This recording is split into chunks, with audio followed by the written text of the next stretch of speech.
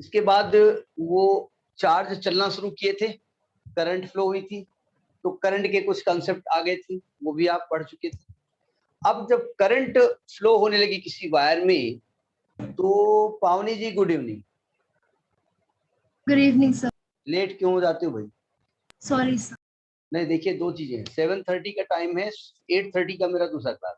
हम तो चाहते सब लोग 8 PM तक ज्वाइन हो, आधे घंटे थोड़ा पढ़ा दे काम करें, कोशिश क्या करें कि पूरा का पूरा टाइम यूटिलाइज हो पाए। समझ में बात नहीं है। अब दो Yes. स्टूडेंट को लेकर के क्लास अगर करेंगे तो रेस्ट को समझ में नहीं आएगा, तो टाइम से 7:25 पे अपना सिस्टम को ऑन कर दिया करिए, तो अपने आप तो जैसे ज्वाइन होगा ज्वाइन हो जाएगा। हम कोशिश करते हैं कि अपने टाइम पे सेटअप पे आ जाते हैं। खैर, तो हमने कहा था जब करंट फ्लो हुई उसके चारों ओर एक मैग्नेटिक फील्ड क्रिएट हुआ। ये किसने कहा था? He was mister Oersted. इसके पहले भी किसी साइंटिस्ट ने कहा था, उसका नाम मुझे ध्यान नहीं है, लेकिन किसी और ने बताया था, लेकिन ऑस्टेड ने उसके बारे में डिटेल में बताया। अच्छा, मैग्नेटिक फील्ड की डायरेक्शन, मैग्नेटिक फील्ड की डायरेक्शन पेपर में तो कहीं भी आप शो कर सकते हैं, लेकिन इनवर्ड और आउटवर्ड निकालने के लिए किस रूल का इस्तेमाल आप करते हैं? मैग्नेटिक फील्ड की डायरेक्शन की बात मैं कर रहा हूं। तो हमने कहा सबसे सस्ता रूल जो है वो right hand palm rule number 1। Right hand palm rule क्या कहता है? राइट हैंड पाम रूल क्या कहता है? सर अगर हम थंब को करंट की डायरेक्शन में एक्सटेंड करें, राइट हैंड के हाँ, थंब को जिस डायरेक्शन वाली फिंगर्स बेंड होती है उस डायरेक्शन में आगे। अरे नहीं भाई, राइट हैंड को हम बेंड करते हैं। अगर हम अपने राइट हैंड के थंब को ऐसे फैलाएं, कहां से उंगलियां बेंड हो रही है?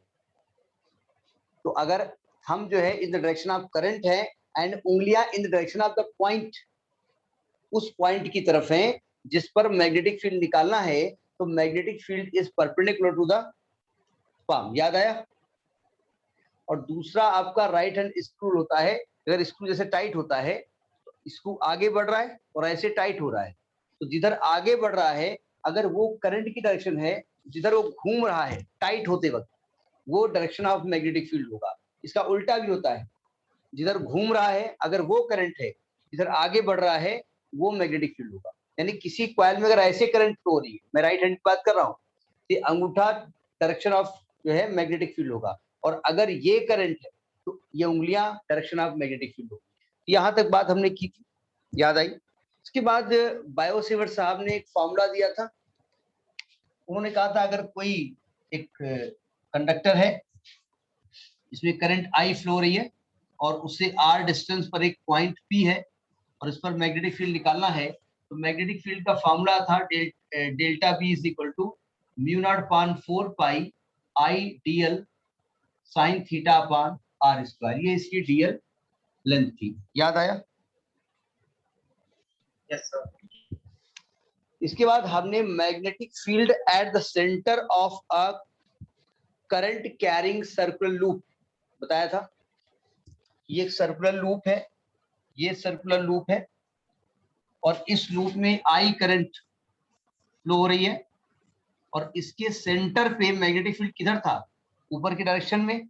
और अगर इसकी रेडियस आर है और करंट आई है, तो इसके सेंटर पर मैग्नेटिक फील्ड का फार्मूला क्या था?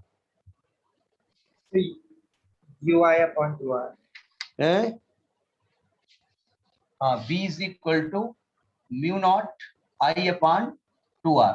जरा ध्यान से समझिएगा, हमने इस फार्मूले को अप्लाई किया था।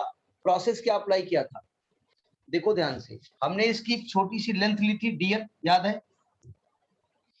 और उस dl लेंथ से सेंटर को मिलाया था। तो जब dl लेंथ से सेंटर को मिलाया तो ये जो रेडियस मिली वो dl के साथ कितना एंगल बनाएगी? 90, because this length is very small, so this will be considered as the tangent। ये tangent ray consider होगी। तो इसकी वजह से जो मैग्नेटिक फील्ड होता था dB इज इक्वल टू होता mu naught upon 4 pi I DL sine 90 upon R square था। और जब पूरे कॉइल के लिए हमने मैग्नेटिक फील्ड निकाला तो क्या किया था हमने? सर लगा दिया सिग्मा था लगा दिया और इसको 2 पाई आर लिख दिया था। Yes sir. अब जरा सावधान, हमने इसको दोबारा क्यों बताया? देखिए, अगर कोई कॉइल, अगर कोई वायर ऐसे कहीं बेंड है, मान लिया इतना ही बेंड है, मान लिया थीटा एंगल पे, मतलब है सर्कुलर लेकिन पूरा आर्क नहीं है, छोटा सा आर्क है, तो आपने एक छोटे से स्मॉल डीएल के लिए तो निकाल लिया, और जब सिग्मा लगाया तो इसका लेंथ केवल लिखना पड़ेगा। तो जितने लेंथ तक आपको करंट मैग्नेटिक फील्ड निकालना, समझ में आई Yes, बात? sir. अच्छा, ये आपका ये जो ये लेंथ होती है ये कैसे निकालेंगे आप? Angle is By R theta by 360. हाँ, angle is equal to arc पर रेडियस, तो उससे आप इसको निकालेंगे। ठीक है, तो ये कॉन्सेप्ट समझ में आ गया होगा। अब लिखिए relation between mu naught and epsilon not. Relation between mu naught and epsilon not. Relation between mu naught and epsilon not. अब जरा एक चीज और, मैंने अभी सर्कुलर कॉइल में करंट मैग्नेटिक फील्ड की डायरेक्शन क्या बताई? अपवर्ड बताई है ना। इसमें लॉजिक क्या है? इसमें लॉजिक क्या है? ये है, मेरी नहीं है। पहले बता देते हैं, देखो ध्यान से। ये करंट फ्लो हो रही है, सभी को दिख रहा है ना? Yes, sir.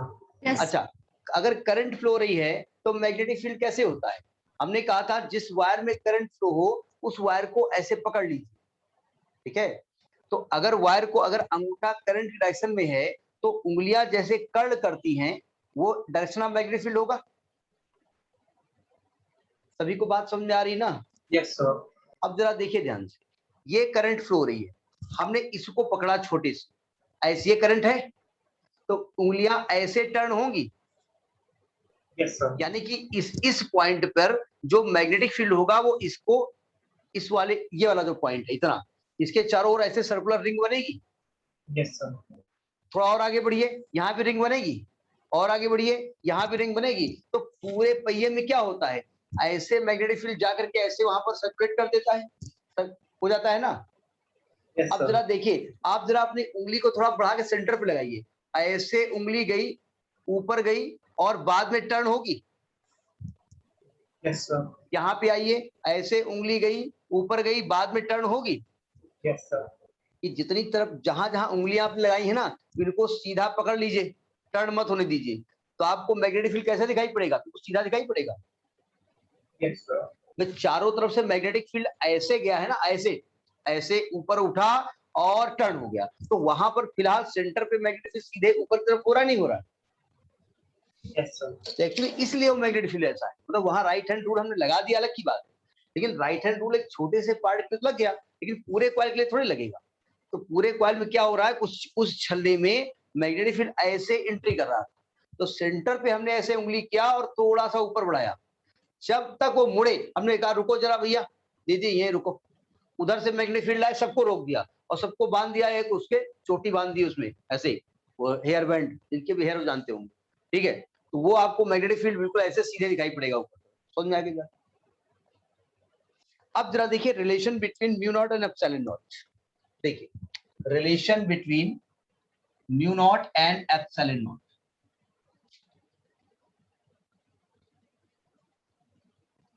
अच्छा, एचएल अरोड़ा से सभी लोग न्यूमेरिकल लगा रहे हैं ना? देखिए मैं एनसीईआरटी न्यूमेरिकल डिस्कस करता हूं, ठीक है, लेकिन मैंने ये नहीं कहा मैं उससे डिस्कस नहीं करूंगा। मैं मान लेता हूं कि चूंकि एसएल अरोड़ा के ज्यादातर न्यूमेरिकल लगे हुए हैं और बड़े इलॉजिकल नहीं है, सिंपल, बहुत ज्यादा टेक्निकल नहीं है, लेकिन फिर भी अगर किसी क्वेश्चन में किसी को दिक्कत हो तो हमें प्री इन्फॉर्म करके कि भाई साहब कल आपकी खोपड़ी पे हम एसएल अरोड़ा लेकर डांस करेंगे, और पहले से क्वेश्चन भेज करके, हम क्वेश्चन नंबर पेज नंबर भेज करके, और पहले से हमको इंटीमेट करके आप डिस्कस कर सकते हैं, ठीक है? क्यों पहले से? क्योंकि उसी हिसाब से पेज नंबर बुक रख सकते क्वेश्चन लेकर, हाँ हाँ मैं समझ गया। ठीक है, क्योंकि हम सभी लोग सुन रहे हैं ना, तो कुछ लोग बोलते ही नहीं है, चिल्ला रहा, अच्छी बात है। क्यों मिहिर साहब, कोई मिहिर ज्वाइन है ना? यानी मिहिर इज देयर, सबसे पहले उसी का नाम लिखा हुआ था, तो बिल्कुल राइट टाइम ज्वाइन हुआ था, लेफ्ट हो गया क्या? अब जरा देखिए, पहली बात तो म्यू नॉट एप्सिलॉन नॉट के भी रिलेशन होता क्या है, वो तो बाद की बात हम करेंगे। म्यू नॉट कहाँ पाया जाता है? तो हमने पढ़ा है अभी थोड़ी देर पहले, इसके पहले हमने पढ़ा है, we know that mu naught upon 4 pi की वैल्यू पड़ी है 10⁻⁻⁷। इसका यूनिट क्या था? यूनिट हम तो किताब से चीटिंग करके लिख देंगे, आप निकाल के लिखेंगे, न्यूटन पर एम्पियर स्क्वायर, ठीक है? निकालें क्या यूनिट? देखो जरा ध्यान से, B is equal to mu naught upon 4 pi I D L sine theta upon R square होता है। अब जरा देखिएगा, B की यूनिट क्या है? टेस्ला। लेकिन टेस्ला हमसे हम परिचित नहीं है। अगर आपसे डायमेंशन निकालने के लिए किया जाएगा, या जिन यूनिट्स को हम जानते हैं एसआई सिस्टम में, एसआई सिस्टम टेस्ला है, लेकिन टेस्ला को हम जानते नहीं। जानते हैं आप? नहीं, वो टेस्ला नहीं जो टेस्ला कंपनी है, टेस्ला नहीं जानते हैं। तो बी की एक सस्ती वाली यूनिट हम लेके आते हैं। तो एक ऐसा फार्मूला हम बी का बताने जा रहे हैं जो आगे पढ़ाया जाएगा, F is equal to B I L sine theta. तो B is equal to F upon I L. तो अब बताओ बी की यूनिट क्या होगी?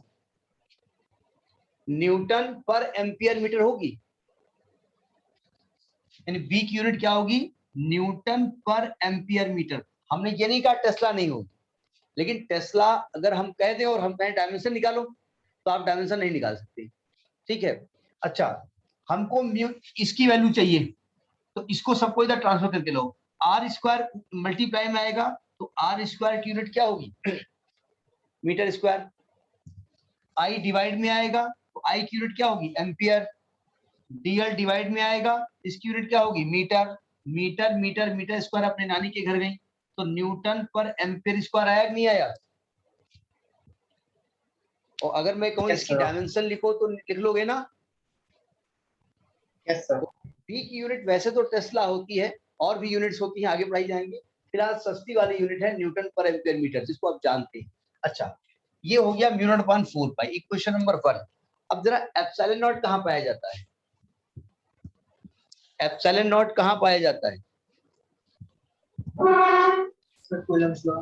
1 upon 4 pi epsilon naught is equal to क्या होती है? 9 इंटू 10 पावर 9। Right. देखो जरा ध्यान से, अगर इन दोनों को डिवाइड कर दिया जाए तो 4 पाई कट जाएगा, या इसको पलट दो, ये हो जाएगा 4 pi epsilon naught is equal to 1 upon 9 into 10 power 9। मुझे एक्चुअली में म्यू नॉट और एप्सिलॉन नॉट में रिलेशन चाहिए, तो आप क्यों डिवाइड कर रहे हो? हमें 4 पाई हटाना है, तो 4 पाई के लिए हम डिवाइड करते हैं, इसको पलट दिया। अब हम दोनों को मल्टीप्लाई किए दे रहे हैं। अच्छा एक मिनट, यूनिट पे लिखो अभी, इसको मत, नहीं इसको डिवाइड ही करें। इसकी यूनिट क्या होती है? 1 अपॉन 4 पाई एप्सिलॉन नॉट की यूनिट बताओ।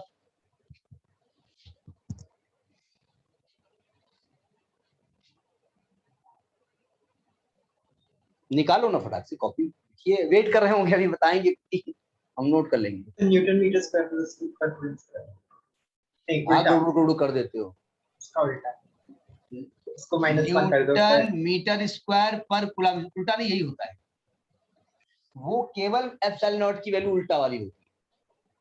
जो केवल एप्सिलॉन नॉट Yes, होता sir. है उसकी वैल्यू होती है, उसका यूनिट होता है कूलम स्क्वायर पर न्यूटन मीटर स्क्वायर। ठीक है, अच्छा, इन दोनों को डिवाइड कर रहा हूँ, ये जानबूझ कर भी लिखा हुआ है, यूनिट जानबूझ के लिखी है। डिवाइडिंग, ये डिवाइडिंग लिखा समझ जाना। Equation 1 and 2। देखो डिवाइड में क्यों कर रहा हूँ, मुझे 4 पाई हटाना। जरा देखिए, ऊपर लिखेंगे म्यू नॉट अपॉन 4 पाई, और नीचे लिखेंगे 1, और अपान वाला हो जाएगा 4 पाई एप्सिलॉन नॉट ऊपर। इधर देखो, ऊपर लिखेंगे 10 पावर -7, और नीचे लिखे 9 इंटू 10 पावर 9। अब जरा देखिए, मैं यूनिट को भी डिवाइड करूंगा। यूनिट क्या है? ऊपर लिखेंगे न्यूटन पर एम्पियर स्क्वायर, नीचे लिखेंगे न्यूटन मीटर स्क्वायर पर कूलम स्क्वायर। ठीक है, अब जरा यहाँ देखते हैं, 4 पाई कट गया, तो यहाँ तो आ गया mu naught into epsilon naught. देखिए ये 10 पावर नीचे ले आओ, तो 1 अपॉन 9 इंटू 10 पावर 16। यहाँ पे आओ जरा, न्यूटन न्यूटन गए घर, कूलम स्क्वायर ऊपर चले गए, नीचे होते ampere square into metre square. Coulomb square में एम्पियर स्क्वायर छुपे हुए हैं। Coulomb Q is equal to I T, I बराबर क्यू बाई टी पढ़ा आपने, क्यू बाई टी, तो Q is equal to I T. तो कूलम की यूनिट एम्पियर मीटर होती, एम्पियर सेकेंड होती है ना, यानी कि इसको लिख सकते हैं 1 अपॉन 9 इंटू 10 पावर 16 इंटू ये ampere square second square upon ampere square metre square. Am I right? अब आप कहेंगे आप इसमें क्यों इतना होमवर्क कर रहे हैं? जानबूझ के कर रहा हूं, देखो ध्यान से। यहां पर आया mu naught epsilon naught is equal to 1 upon, इसको भी छोड़ो, इसको 1 अपान मीटर पर सेकंड का स्क्वायर लिख सकते हो। इसको 1 अपान मीटर पर सेकंड स्क्वायर लिख सकते हो। सेकंड स्क्वायर अपान में ले आए और metre square upon second square, तो मीटर अपान सेकंड का होल स्क्वायर लिख सकते हो ना। मीटर अपान सेकंड किसकी यूनिट होती है? वेलोसिटी की, और उसका स्क्वायर किया है। ये किसका स्क्वायर लिखा हुआ है? 3 इंटू 10⁸ का स्क्वायर। पहचान रहे होंगे आप, ये सी है, यानी कि mu naught epsilon naught is equal to 1 upon C square. तो C is equal to 1 upon root mu naught into epsilon naught. ये रिलेशन हमने कहां से पकड़ा? मीटर पर सेकंड से। नोट करिए इसको, इंपॉर्टेंट रिलेशन है, ध्यान रखिएगा। इसको डायमेंशनली हम वेरीफाई कर सकते हैं कि सही है। तो दिस इज आल्सो वेलोसिटी और दिस इज आल्सो वेलोसिटी, इसलिए दोनों को रिलेट किया गया है। ठीक है,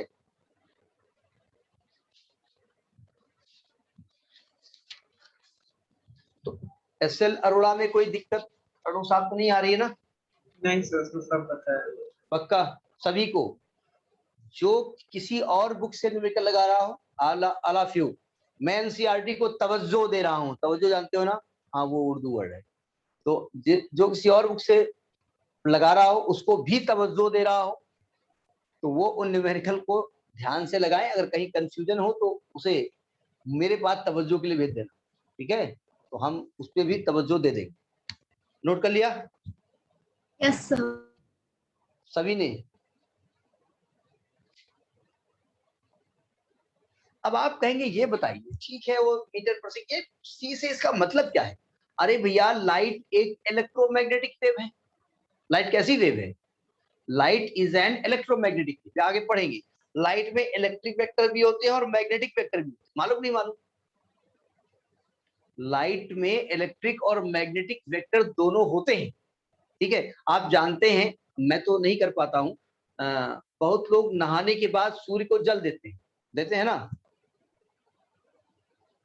यस सर। जेठालाल में देखा होगा, उसमें तारक मेहता में, वहां से देखिए जल वो हमारे जो पूर्वज थे पागल तो थे नहीं, वो साइंटिफिक सोच उनकी थी, अलग की बात कि हमारी तरह वो इंग्लिश मीडियम नहीं पढ़े। जल देने का लॉजिक क्या है? जल बहुत लोग देते हैं, ऐसे डाल देते हैं, चलो जल, ऐसे थोड़ी दिया जाता है। बस जल लेकर के आप ऐसे डालते हैं, यानी जो सूर्य की किरण है वो जल से टकरा करके और जल के अंदर से आपकी बॉडी को टच करनी चाहिए। सूर्य की लाइट कैसी है? इलेक्ट्रोमैग्नेटिक वेव, 7 कलर हैं, और जब वो लाइट टकराएगी तो वो सातों कलर अलग अलग हो जाएंगे, आपकी बॉडी पे वो कलर पड़ेंगे, और वो कलर आपकी बॉडी के अलग अलग पार्ट के लिए अलग अलग तरीके से लाभदायक होते हैं, जिसको कि कलर थेरेपी कहते हैं। इसलिए हम सूर्य को जल देते हैं। ठीक है, तो जब लाइट चलती है, लाइट कैसी वेव है? Electromagnetic wave. और आप जानते हैं जब इलेक्ट्रिक वेक्टर चलता है तो मीडियम उसको परमिट करेगा कि नहीं करेगा, ये उसकी परमिटिविटी पर डिपेंड करता है। M I right? लाइट एक मैग्नेटिक वेक्टर है, तो मीडियम परमेबल है कि नहीं है, परमिट करना नहीं करना, वो उसकी परमेबिलिटी होती है। तो यानी जो इलेक्ट्रिक और मैग्नेटिक दोनों वेक्टर हैं, तो यानी कि मीडियम की परमिटिविटी, मीडियम की परमिबिलिटी उसकी स्पीड को डिसाइड करेगी कि नहीं करेगी। सीधे उससे रिलेट किया गया। अर्णव साहब, बात समझ आ रही नहीं आ रही है? Yes sir. सीधे उससे रिलेट किया, ऐसा पागल थोड़ी देर रिलेशन निकाल दिया।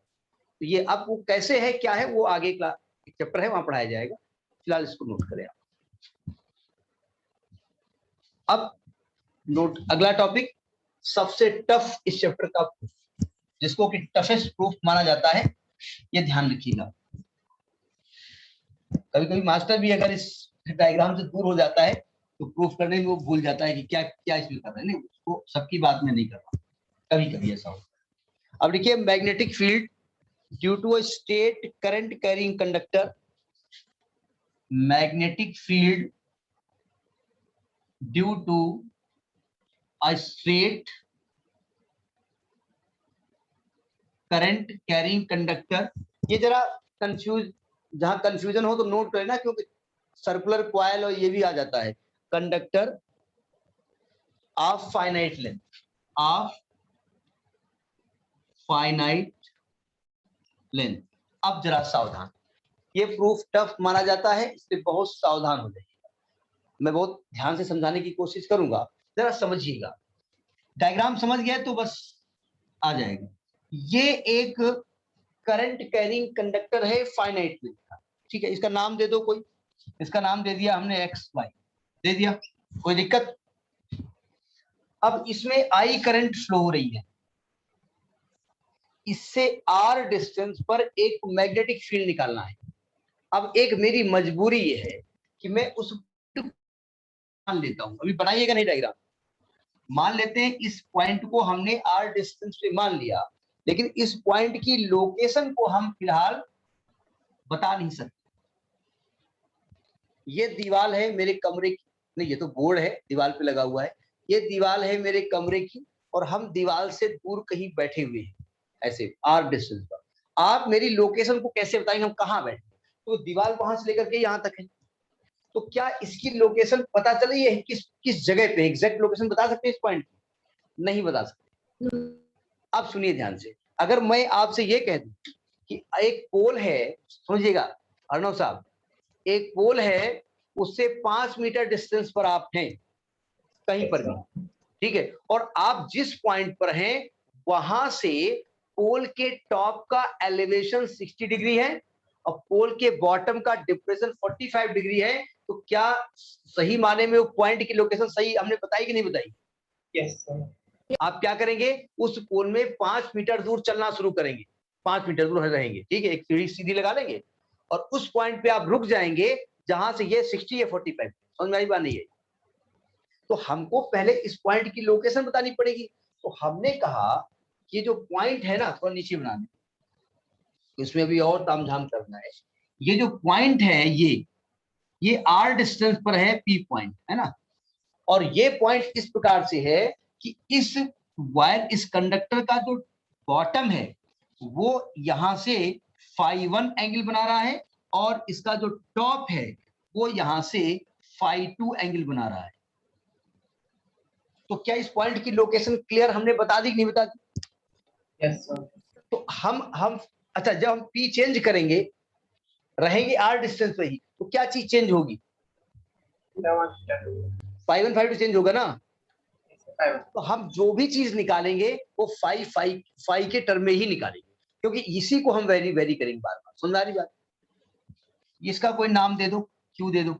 अब देखो, अब बायोसेवर साहब का नियम लगा दो, इसका एक छोटा सा आप लेंथ एलिमेंट ले लो, इसका नाम दे दो CD, ठीक है, और इसकी लेंथ ले लो DL, और इसमें करंट, डायग्राम क्लियर हो रहा है ना? थोड़ा सा आप बहुत बड़ा बना देंगे तो दूर दूर बनाएंगे दिक्कत। ये DL क्लियर हो रहा है ना सबको? यस अब देखो ये पॉइंट बहुत नजदीक है, जरा सावधान। तो ये यहां से मान लिया R डिस्टेंस पर है, तो एक्चुअली में ये भी R ही डिस्टेंस पर होगा, मतलब ये दोनों बहुत नजदीक है, ध्यान रखिएगा। हम लिखे ना लिखे अलग की बात है, जब मैं इसको R मान रहा हूं तो आप दिमाग लगा लीजिए कि ये दूरी भी R ही होगी, क्योंकि these 2 points are very close to each other। Arnav साहब बात में नहीं आ रही है सर, बट इस लॉजिक में एक इशू आ जाता है। सर अगर आपने नीचे वाले को R माना है, ऊपर वाले को भी R मान लिया, अब उसी सेम डिस्टेंस पे उससे ऊपर एक और ले लो, उसको भी R मान लिया, ऐसे करते आपने कैलकुलस पढ़ी है, लिमिट पढ़ी है ना? Yes sir. तो लिमिट में जो आप जब डेल्टा x 0 लिखते हैं तो आप 0 मानते नहीं, कहते 0 है लगभग। Yes sir. ये वेरी स्मॉल लेंथ है, ये मान लेते हैं कि इतनी छोटी लेंथ है कि इसमें डिस्टेंस चेंज नहीं। Yes sir. ये माना जाता है। फिजिक्स में आपने कैलकुलस पढ़ी है, इंटीग्रल डिफरेंसेस पढ़े होंगे आप, तो अगर लॉजिकली उसको पकड़ा हो तो वहां देखते हैं आप कि जब लिमिट लिखते हैं तो लिखते हैं limit delta x tends to 0, लेकिन x को 0 मानते नहीं आप, ठीक है? Yes sir. अब जरा समझिएगा, तो हमने इसको क्या माना? थीटा। अब थीटा इसको मान लो और चाहे थीटा इसको, दोनों थीटा है, ठीक है। अब देखो इस छोटे से पार्ट की वजह से यहां पर मैग्नेटिक फील्ड क्या होगा? मैग्नेटिक फील्ड, डायग्राम यहां तक क्लियर है? अभी अधूरा है। At P due to DL, तो इसको मान लिया DB। क्या फॉर्मूला होगा? Mu naught upon 4 pi IDL sine theta upon R square. Logic पकड़ में आ गई होगी, बस एक एक लॉजिक पकड़ते जाओ, समझ में आ जाएगा। अब ये बताओ, जब हम ऊपर बढ़ेंगे तो थीटा चेंज होगा। Yes sir. जब ऊपर बढ़ेंगे तो आर भी चेंज होगा। Yes sir. जब ऊपर बढ़ेंगे तो फाई भी चेंज होगा। तो भैया किसके रेस्पेक्ट में हम इंटीग्रेट करें, क्योंकि हमको वेरिएबल केवल एक मानना है, तो हम सबको किसके टर्म में लाएंगे, फाई के टर्म में लाएंगे। तो मैंने कहा कि जो डीएल लेंथ लिया है ना, इसने इस पॉइंट पे जो एंगल बनाया है वो डी फाई बनाया है। ये डी फाई क्लियर है ना, तो बड़ा सा बना दे। ये जो डीएल है ना, ये यहाँ पर एंगल बना रहा है डी फाई, ठीक है। अब आर को गायब करना है, थीटा को गायब करना है, करना है तो करना है। तो देखिए, सी से हमने एक परपेंडिकुलर डाल दिया, ये परपेंडिकुलर हमने डाला, ये बहुत नजदीक है, वेरी क्लोज है, और इसका नाम दे दिया कुछ, मान लिया सीजी दे दिया। आपको ट्रायंगल सी डी जी दिख रहा है, in triangle C D G दिख रहा है। इसमें अगर हम साइन थीटा लगाते, इसको एक क्वेश्चन वन डाल दो, पर थोड़ा इसको ध्यान से समझ लीजिएगा। साइन थीटा होता है परपेंडिकुलर अपॉन हाइपोटेन्यूज, तो परपेंडिकुलर बोले तो सीजी और हाइपोटेन्यूज है डीएल, तो सीजी की वैल्यू डीएल साइन थीटा आ गई। M I right? Yes yes करते रहो, बस आता रहेगा। अब यहां पे आ जाओ, ट्रायंगल पीसीजी, हम कर क्या रहे हैं, हम थीटा को गायब कर रहे हैं, हम आर को गायब कर रहे हैं, हम सबको फाई के टर्म मिला रहे हैं, क्योंकि हमारे पॉइंट की लोकेशन कौन डिसाइड कर रहा है, फाई डिसाइड कर रहा है। और जब हम यहां बढ़ते जाएंगे तो फाई चेंज होता रहेगा, तो हम फाई के रेस्पेक्ट में ही इंटीग्रल डिफरेंशियल करेंगे, ठीक है। इन ट्रायंगल सीजीपी या PCG sine D phi perpendicular CG upon hypotenuse R, तो सीजी की वैल्यू क्या आ गई, R sine D phi. D phi is a very small angle. आपने लिमिट पढ़ी है, मैथमेटिक्स वाले जानते होंगे कि sine theta upon theta limit theta tend to 0 1 होता है, याद है? Yes sir. तो साइन थीटा को केवल थीटा लिखा जा सकता है, इसको लिखेंगे R D phi. Equation number 3 जरा देखिए, सीजी यहां भी है, सीजी यहां भी है, दोनों सीजी को इक्वेट कर दें, तो इक्वेटिंग इक्वेशन 2 एंड 3 तो क्या आएगा, DL sine theta is equal to R D phi. ये क्वेश्चन नंबर 4 हो गया। तो इस इक्वेशन नंबर, इस रिजल्ट को हम इक्वेशन नंबर 1 में यूज कर सकते हैं, यूज कर लीजिएगा। Using this result in equation 1, इसे नोट करिए, हम यहां तक, क्योंकि अच्छा रुको, इधर नोट कर। तो यहां क्या आएगा, डीबी छोटा लग रहा है, डायग्राम छोटा है थोड़ा सा वो नहीं, ये क्लियर हो रहा नहीं दिख रहा क्या? ठीक, ये छोटा होगा ना, ये तना पार्ट। Yes sir. को हम बड़ा किए, 5 and 5 टू क्लियर है? Yes sir. देखिए, इसका एक छोटा सा पार्ट हमने माना था, ये इतना मान लेते हैं, क्या नाम दिया था, भूल गए हैं, सी डी, ठीक है।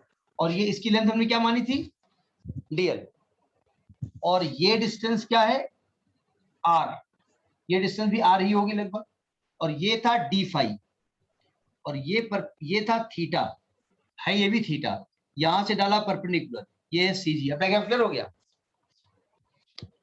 Yes sir. इससे बड़ा नहीं बना सकते। अब जब यहां रखो वैल्यू, तो क्या आएगा, mu naught upon 4 pi I, DL sine theta क्या हो जाएगा, R D phi upon R square. एक आर से एक आर कट गया, यहां तक नोट करिए जरा।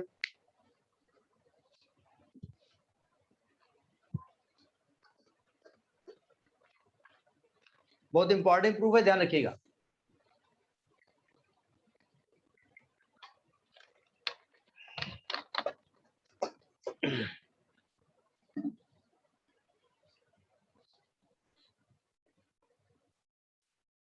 अब डायग्राम विजुअल है ना पूरा? एक्चुअली में डीएल को बड़ा बनाने से डीएल को फील नहीं आएगा हम बहुत छोटे हैं, कि अपने आप को बहुत बड़ा समझ लेगा, इसलिए छोटा बनाया। कहीं कहीं डेल्टा लिखा होता है, कोई दिक्कत नहीं।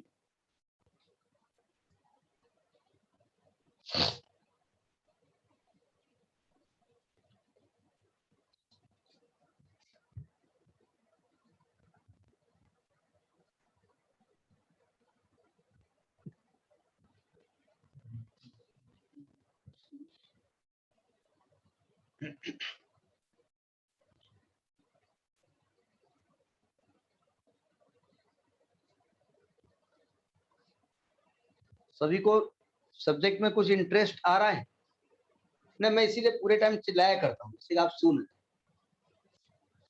उसके लिए कभी कोई जुगड़ई करनी पड़ती है, जोकड़ बनना पड़ता है। ये नोट कर लीजिए, बता दीजिएगा। डन। आज अर्णव लेट हो गए डन कहने में, क्यों? सेकंड रुक जाओ, मैं डायग्राम फिर से बनाने लगा। अच्छा अच्छा अच्छा, चलो पहली बार तुमने रुकने के लिए कहा।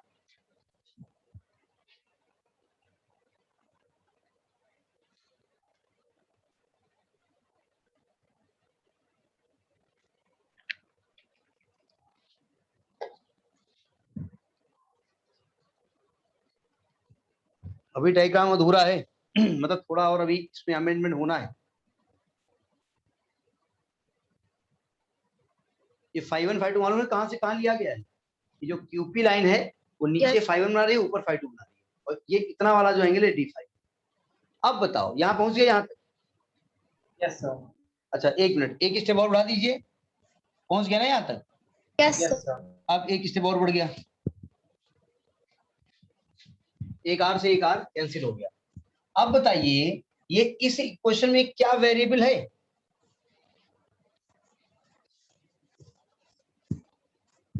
इस इक्वेशन में क्या वेरिएबल है? क्या क्या चेंज हो रहा है? बस जो चेंज हो रहा है उसके रेस्पेक्ट में इंटीग्रेट वगैरह करेंगे ना। क्या चेंज हो रहा है? फाइव, बस। और कुछ? तो आर भी चेंज हो रहा है ना। लफड़ा ये तो गड़बड़ कर रहा है। इसको हटाओ यहाँ से। कैसे हटाएंगे देखो ध्यान से। हमने क्या माना कि ये हमारी बेस लाइन थी ना, परपेंडिकुलर लाइन। हमने माना ये जो लाइन है ये फाइव एंगल बना रही है। जरा ट्रायंगल PQC देखिए, इन ट्रायंगल PQC हमको स्मॉल r गैप करना है। अच्छा कैपिटल R तो फिक्स वैल्यू है, क्योंकि वायर से कैपिटल R डिस्टेंस पर आप हैं, यानी परपेंडिकुलर। तो अगर इस ट्रायंगल में हम cos फाई लगा दें तो आएगा बेस बोले तो कैपिटल R और हाइपोटेन्यूज बोले तो स्मॉल r। तो स्मॉल r की जगह r अपान cos फाई लिख सकते हैं। इस रिजल्ट को इक्वेशन नंबर ये कौन सा पड़ेगा? 4 पड़ेगा। Using this result in equation 4, तो dB is equal to mu naught upon 4 pi I upon R, capital R upon cos phi ऊपर जाएगा इंटू D5। अब बताओ इसमें कौन वेरिएबल है? केवल और केवल फाइव, एम आई राइट? और सब कांस्टेंट है। तो आप इसको, अब आपने ये क्या निकाला है? आपने magnetic field due to small length element निकाला है। अब आपको निकालना है मैग्नेटिक। यहां तक बात सबको क्लियर समझ में आ गई? Crystal clear. एक क्रिस्टल वर्ड आता है ना, क्रिस्टल क्लियर। यहां तक सबको बात समझ में आ गई है? Yes sir. सभी को? यस। तो जब निकालेंगे magnetic field due to conductor XY, conductor XY, तो इसको B लिखेंगे और इसको इंटीग्रेट कर देंगे। किसके रेस्पेक्ट में इंटीग्रेट कर रहे हैं? फाई के रेस्पेक्ट में। जरा समझिए ध्यान से। हमारी ये बेस लाइन है, हम बेस लाइन के इधर फाई1 है और इधर फाई2, तो लिमिट कहां से कहां जाएगी? -फाई1 से लेकर के फाई2 तक। ये माइनस बात समझ में आ गई? उल्टी डायरेक्शन में आप लिमिट ले रहे हो ना। अगर आप एक ही डायरेक्शन में लेते थे, यहां से लेते इधर फाई1 इधर फाई2, तो फाई1 से फाई2 लेते, लेकिन एक इधर है और एक इधर है, एक निगेटिव होगा एक पॉजिटिव होगा। ये पॉइंट समझ में आ गया होगा। तो -फाई1 टू फाई2, dB की value mu naught upon 4 pi I upon capital R cos phi d phi। इसमें इंटीग्रेशन किसका होना है? केवल cos phi का। cos phi का इंटीग्रेशन माइनस साइन फाई कहाँ है अर्णव? हवा में मारा है। माइनस साइन फाई होता है भाई साहब। साइन थीटा का साइन एक्स का डिफरेंशिएशन सो cos थीटा और cos का इंटीग्रेशन साइन रहेगा। एंटी डेरिवेटिव होता है ना। से इंटीग्रेशन नहीं पढ़ी है। नहीं पढ़ी ना इंटीग्रेशन। अच्छा नहीं पढ़ी है तो भी काहे बता रहे हो? नहीं याद कर लो भाई। देखो ऊपर ज्यादा आप करेंगे इसको।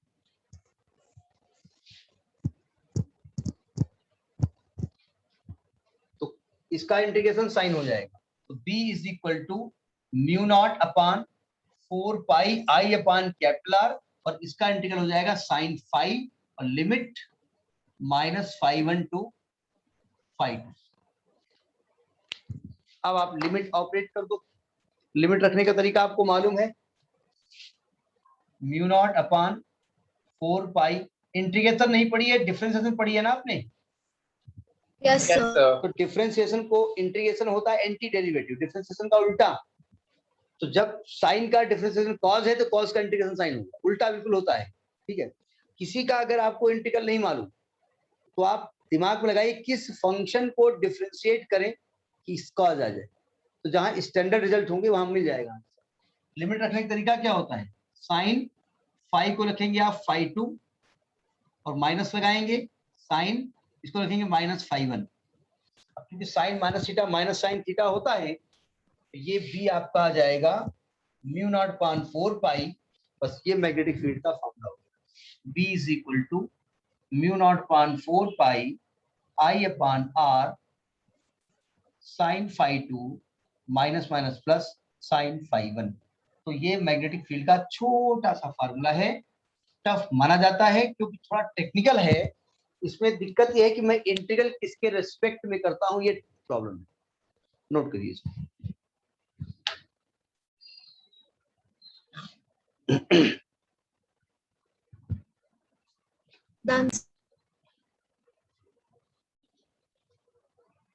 सभी को समझ में आ रहा है? सभी को? और भी लोग हैं? थोड़ा थोड़ा बोलते रहे तो कम से कम बोलने की आदत रहेगी।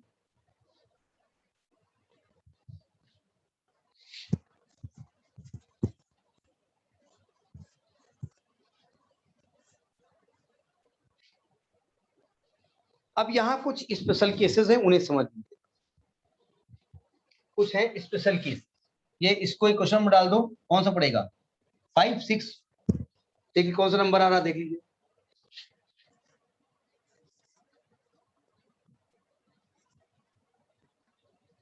जरा देखिए ध्यान से। If wire is infinite in length, infinite in length, अगर वायर जो है लेंथ में इनफाइनाइट है, जरा सावधान सुनिए ध्यान। मैं सामने खड़ा हूं, एक वायर फाइनाइट लेंथ का है, उसे थोड़ी दूर पे आप खड़े हैं और आप ऊपर देख रहे हैं तो ये एंगल ऑफ एलिवेशन है φ2 और नीचे देख रहे हैं तो φ1। यहां तक बात समझ में आ गई? अगर मैं लेंथ वायर की लेंथ बढ़ाता जाऊं तो आप ऐसे देखते जाएंगे, ऐसे देखते जाएंगे और लास्ट में ऐसे देखिए, बहुत लंबा। यानी φ1 φ2 कितना हो जाएगा? 90 डिग्री। नहीं φ1 की बात, आप ऐसे देख रहे थे ना, यहाँ से मेजर कर रहे थे, ये 90 हो गया। यहाँ से मेजर कर रहे थे, ये 90। जैसे पिक्चरों में देखते ना कि सामने कोई है एकदम से बड़ा हो रहा, जय श्री राम, बड़ा होगा तो ऐसे मुंह देख रहे हैं, वो बहुत दूर मुंह दिखाई पड़ रहा है। तो इसमें क्या होगा? φ1 is equal to φ2 is equal to 90। तो इक्वेशन 5 में रख दो। तो by equation 5 sin 90 is 1, sin 90 is 1, तो b इज इक्वल टू आ जाएगा mu naught upon 4 pi I upon R into 2। तो 2 से कट जाए, चाहे तो 2i लिख दो, या ये b इज इक्वल टू आ जाएगा mu naught upon 2 pi I upon R। ये बहुत इंपॉर्टेंट रिजल्ट है। Magnetic field due to a state conductor of infinite, infinite length.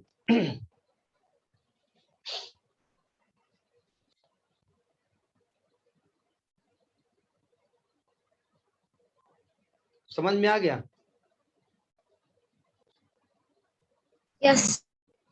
अब जरा एक केस किताब में तो नहीं दिया है, जरा इसको लॉजिकली समझने की कोशिश करिए।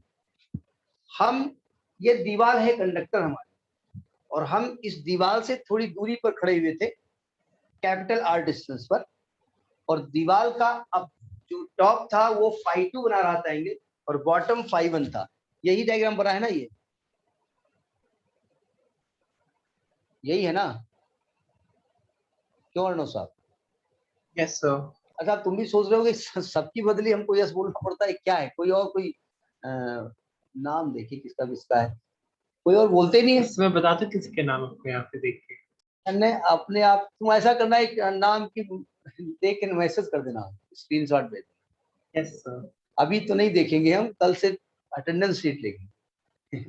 लोग नाम ना चेंज करने, ताकि किसी और नाम लिख दो। जरा सुनिए ध्यान से, सावधान। अच्छा, अभी क्या हो रहा था, ये कंडक्टर इनफाइनाइट लेंथ का हो रहा था, तो हम ऐसे देख रहे थे, ठीक है? हमारी खोपड़ी में देखना, वहां कुछ दिखता नहीं, तो वो 90 डिग्री। अच्छा, ये बताओ कि अगर हम आर डिस्टेंस पर थे, अगर हम इस दीवार के बहुत नजदीक चले जाएं इससे, और दीवार को देखें ऊपर, तो एंगल कितना हो जाएगा? तो फिर भी 90। यानी जो पॉइंट कैपिटल आर डिस्टेंस पर है, अगर it is very close to this point, then φ1 φ2 again it will be 90। तो कभी कभी एक पर्टिकुलर केस आता है, डिस्टेंस है आपके पास, कैपिटल आर 0 नहीं है, लेकिन इतना क्लोज है, इतना क्लोज है कि दे क्लोज है, तो वहां भी 5/2 90 होता है। कहीं कहीं कोई स्पेशल केस आता है। समझ में आ गया? तो लिखवा नहीं रहे, मैं को समझा। तो सेकंड केस लिखिए, सेकंड केस लिखिए, ये रब कर रहे हैं।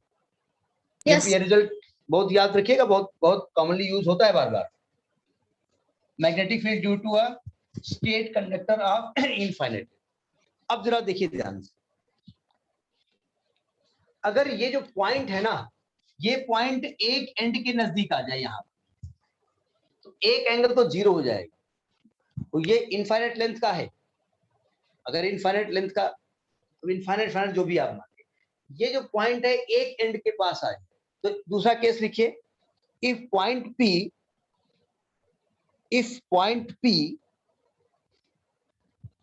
is near the end y,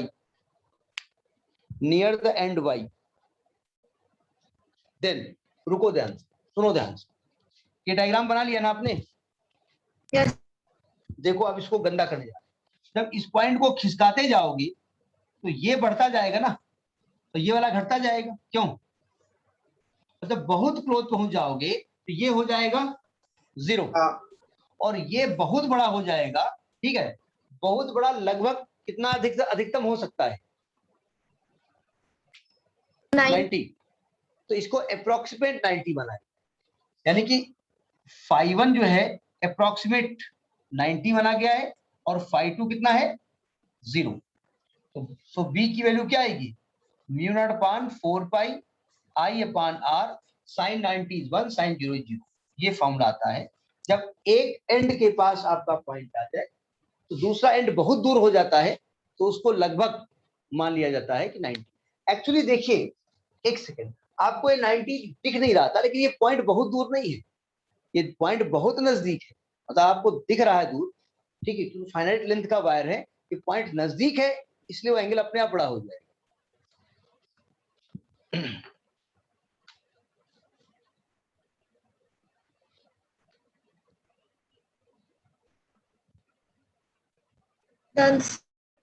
एक नोट करके लिखिए, एक नोट करके लिखिए। अच्छा, इसमें एक चीज देखिएगा, आर बढ़ेगा तो डी बढ़ेगा। अगर मैं मैग्नेटिक फील्ड और आर के बीच में ग्राफ खींचता हूं, यानी मैग्नेटिक फील्ड और आर बोले तो कैपिटल आर, मैग्नेटिक फील्ड बोले तो पी। कंफ्यूज मत होइएगा, वो आर हमने माना है, वो स्मॉल आर मान सकते हैं, अलग की बात है। तो अगर आप बहुत क्लोज हो जाओगे, यहाँ बहुत नजदीक, यानी आर 0 हो गया, तो पी कितना हो जाएगा? इनफाइनाइट। तो इनफाइनाइट को ऐसे दिखाते हैं, और आर बढ़ता जाएगा तो पी की वैल्यू घटती जाएगी, और आर लगभग जब इन्फिनिटी हो जाएगा तो बी लगभग 0 हो जाएगा। तो ये ग्राफ बनेगा बी और आर के बीच। एक बढ़िया सा वर्ड आपको बता देते हैं, मैथमेटिकल वर्ड है और किसी स्टैंडर्ड बुक में नाम आपको मिल भी सकता है, अभी बता रहे हैं, नोट करिए पहले।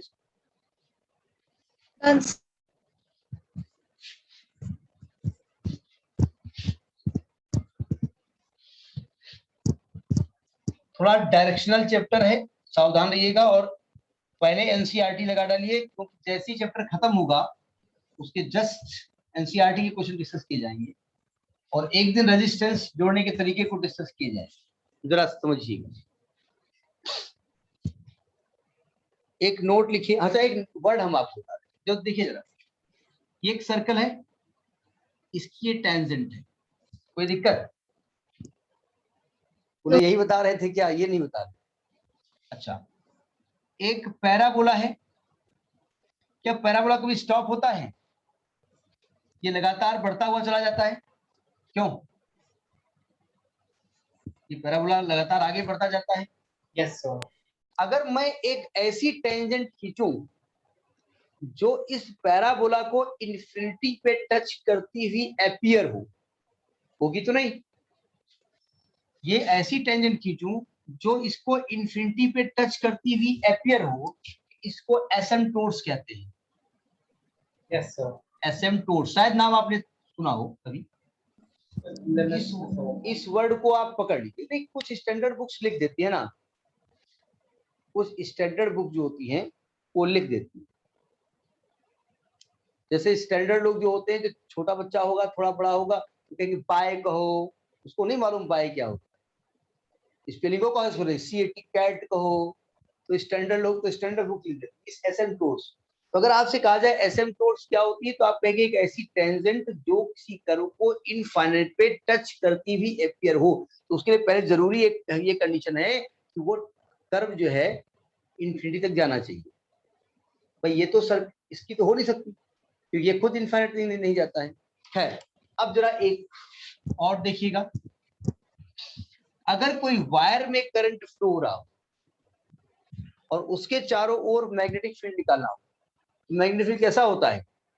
कॉन्सेंट्रिक सर्किल्स, यानी किसी वायर के चारों तरफ मैग्नेटिक फील्ड कैसा होता है? कॉन्सेंट्रिक सर्किल होते हैं। वायर अभी सेंटर पे हम बनाएंगे इस प्रकार से, ये वायर इसमें, ठीक है। और डायरेक्शन मैग्नेटिक फील्ड क्या होगी? इसको टच करते हुए टेंजेंट डायरेक्शन में होगी, ये टेंजेंट डायरेक्शन में मैग्नेटिक फील्ड, ठीक है। ये करंट आई फ्लो है, ये थ्रेडिंग वाला है वायर, इसके अंदर से ऐसे वायर निकल। नोट करके आप लिख लीजिएगा, the magnetic field around a current carrying conductor, magnetic field around a current carrying conductor, current carrying state conductor, जहां मैग्नेटिक फील्ड लिखा वहां लिखे मैग्नेटिक फील्ड लाइंस, क्योंकि मैग्नेटिक फील्ड तो उसकी वैल्यू होती है। Magnetic field lines around any state current carrying conductor is concentric circle,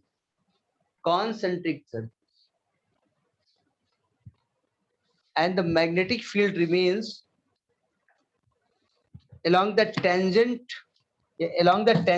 direction of the circle, तो चैप्टर समझ में आया यहाँ तक? ठीक है। देखिए ये चैप्टर टफ है, ध्यान रखिएगा, नए नए वर्ड्स आएंगे, प्रूफ आएंगे, टेक्निकल चीजें आएंगी, इसलिए कोई भी मिस मत करिएगा, ठीक है। Good night. टाइम से देखिए 7:30 का टाइम है, 7:25 पे आप ज्वाइन हो जाया करिए। मम्मी के तो ज्वाइन हो जाए, जैसे स्कूल नहीं होता है कि अटेंडेंस फर्जी लगा देते हैं, कहीं फलाने सर पापा बोल गए अटेंडेंस लेनी है, 7:30 तक ज्वाइन हो जाए सभी लोग, ठीक है। Good night. Thank you sir.